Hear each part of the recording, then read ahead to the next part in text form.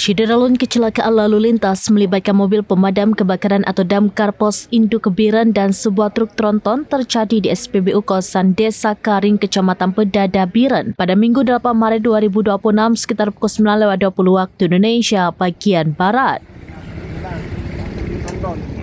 Insiden ini mengakibatkan supir dan 2 orang anggota damkar mengalami luka-luka.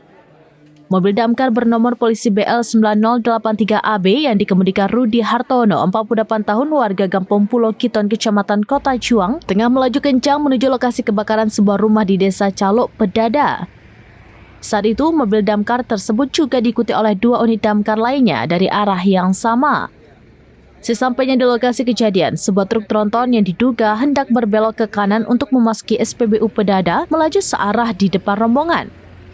Pengemudi damkar disebut tidak dapat menghindar sehingga mobil yang dikendarainya oleng ke kanan dan bertabrakan menyamping dengan truk tronton. Kasalantas Polres Biren AKP Aditya menjelaskan bahwa truk tronton yang terlibat adalah Mitsubishi bernomor polisi BK8225BR yang dikemudikan oleh Suryadi, 51 tahun, warga Desa Tring Matang Ubi, Kecamatan Luk Sukon, Aceh Utara. Dari keterangan di lapangan, kronologis kejadian berawal saat mobil damkar melaju dari arah Medan menuju Banda Aceh. Setibanya di TKP, bagian depan mobil damkar menabrak bagian samping kanan truk tronton yang tiba-tiba berbelok ke kanan.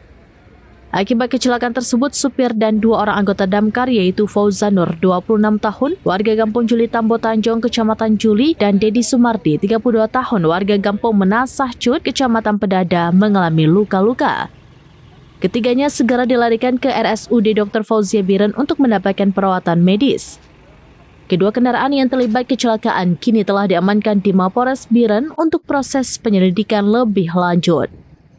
Dari Biren, Yusmandin Idris, serampinews.com.